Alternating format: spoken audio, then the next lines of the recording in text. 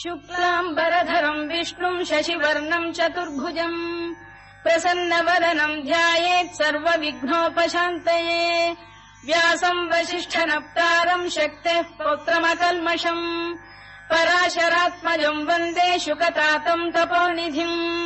व्यासाय विष्णुरूपाय व्यासरूपाय विष्णवे नमो वै ब्रह्मनिधये वासिष्ठाय नमो नमः अविकाराय शुद्धाय नित्याय परमात्मने सदैकरूपरूपाय विष्णवे सर्वजिष्णवे यस्य स्मरणमात्रेण जन्म संसारबन्धनात् विमुच्यते नमस्तस्मै विष्णवे प्रभविष्णवे ओम् नमो विष्णवे प्रभविष्णवे श्रीवैशम्पायन उवाच श्रुत्वा धर्मानशेषेण पावनानि च सर्वशः युधिष्ठिरः शान्तनवम् पुनरेवाभ्यभाषत युधिष्ठिर उवाच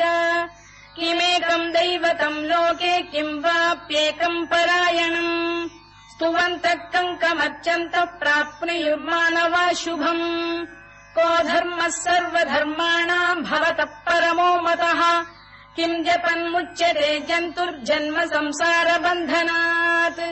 श्रीभीष्म उवाच जगत्प्रभुम् देवदेवमनन्तम् पुरुषोत्तमम् स्तुवन्नाम सहस्रेण पुरुषः सततोत्थितः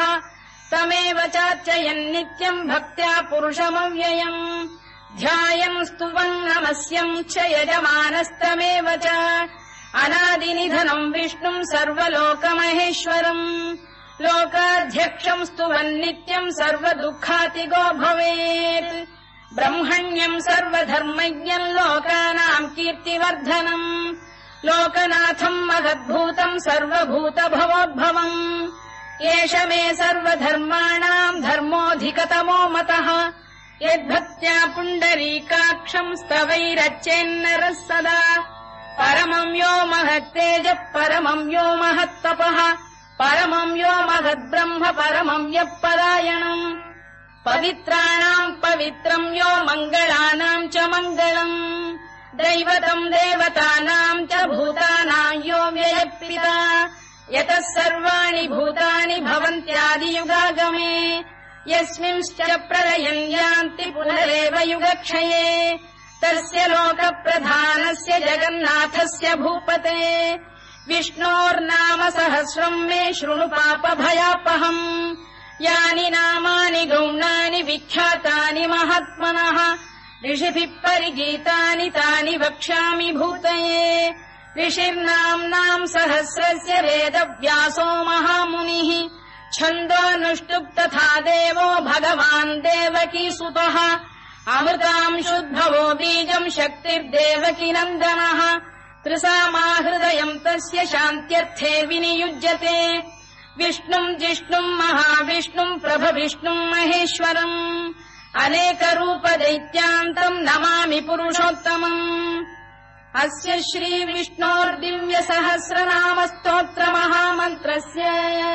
श्रीवेदव्यासो भगवान् ऋषिः अनुष्टुप्छन्दः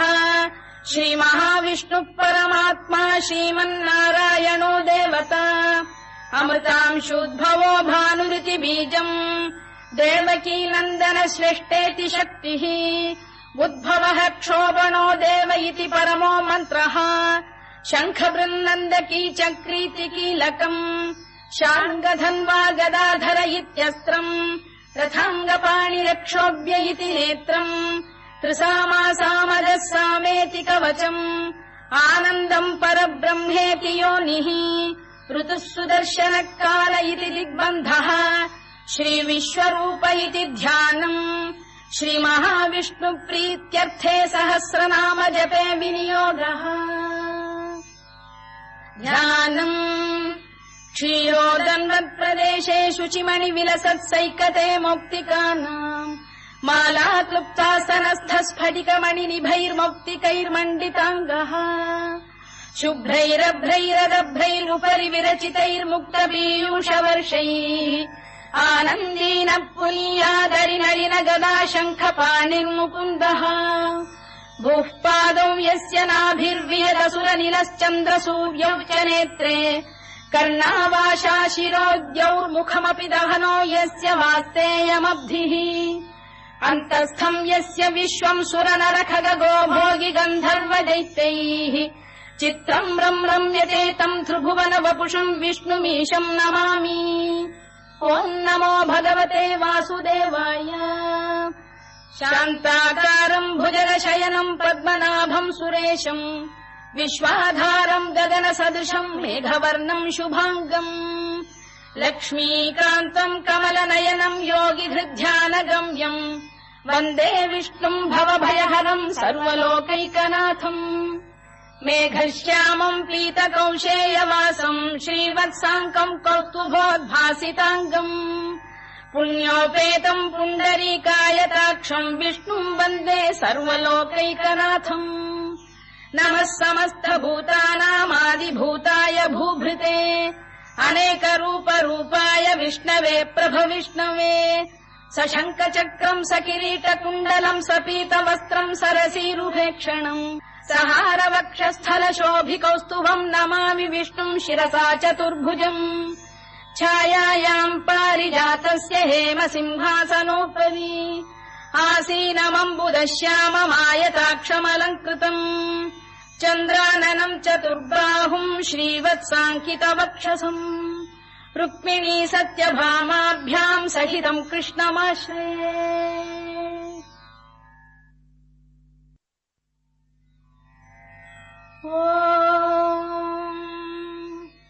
विश्वम् विष्णुर्वषत्कारो भूतभव्य भवत्प्रभुः भूतकृद्भूतभृद्भावो भूतात्मा भूतभावनः भूतात्मा परमात्मा च मुक्तानाम् परमागतिः अव्ययः पुरुषः साक्षी क्षेत्रज्ञोऽक्षर एव च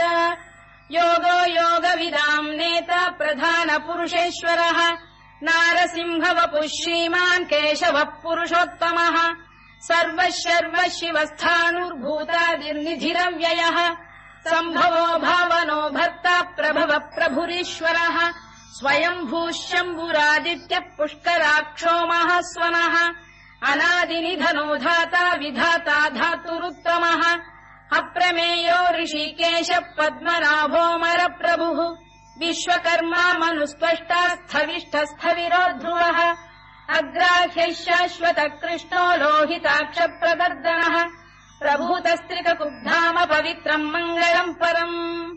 ईशान प्राणद प्राणो ज्येष्ठः श्रेष्ठ प्रजापतिः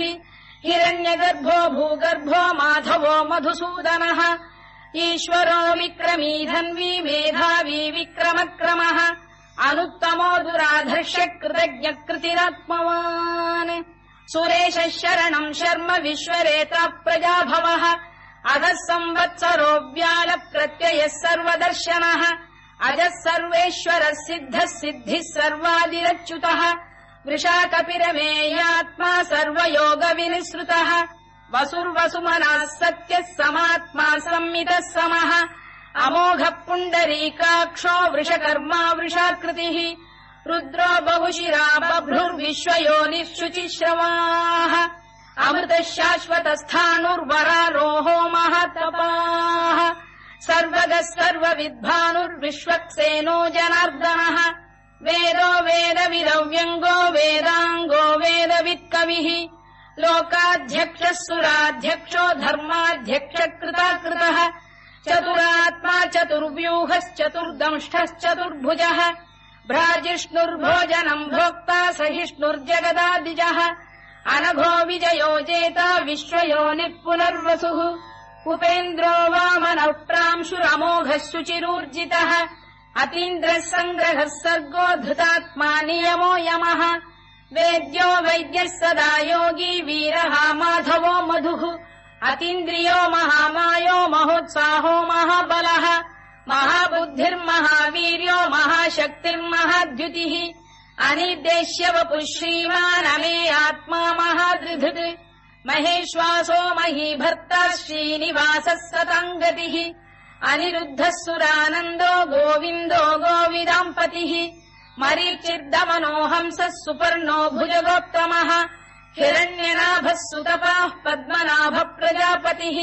अमृत्युः सर्वदृक्सिंहः सन्धाता सन्धिमान् स्थिरः अजो दुर्मर्षणः शास्ता विश्रुतात्मा सुरारिभा गुरुर्गुरुतमो धाम सत्यः सत्यपराक्रमः निमिषो निमिषस्रग्वी वाचस्पतिरुदारधीः अग्रणीर्ग्रामणी श्रीमान् न्यायो नेता समीरणः सहस्रमूर्धा विश्वात्मा सहस्राक्षः सहस्रपात् आवर्तनो निवृत्तात्मा संवृतः सम्प्रमर्दनः अधः संवर्तको वह्निरनिरोधरणीधरः सुप्रसाद प्रसन्नात्मा विश्वधृक् विश्वभुग्विभुः सत्कर्ता सत्कृतः साधुर्जन्धुर्नारायणो नरः असङ्ख्येयो प्रमेयात्मा विशिष्टः शिष्टकृच्छुचिः सिद्धार्थ सिद्ध सङ्कल्पः सिद्धिदः सिद्धिसाधनः वृषाही वृषभो विष्णुर्वृषपर्वा वृषोदरः वर्धनो वर्धमानश्च विविक्तः श्रुतिसागरः सुभुजो दुर्धरो वाग्मी महेन्द्रो वसुदो वसुः नैकरूपो बृहद्रूपः शिपिविष्टप्रकाशनः ओजस्तेजोद्युतिधर प्रकाशात्मा प्रतापनः वृद्धस्पष्टाक्षरो मन्त्रश्चन्द्रांशुर्भास्करद्युतिः अमृतांशुद्भवो भानुः शशबिन्दुः सुरेश्वरः औषधम् जगतः सेतुः सत्यधर्मपराक्रमः भूतभव्यभवन्नाथ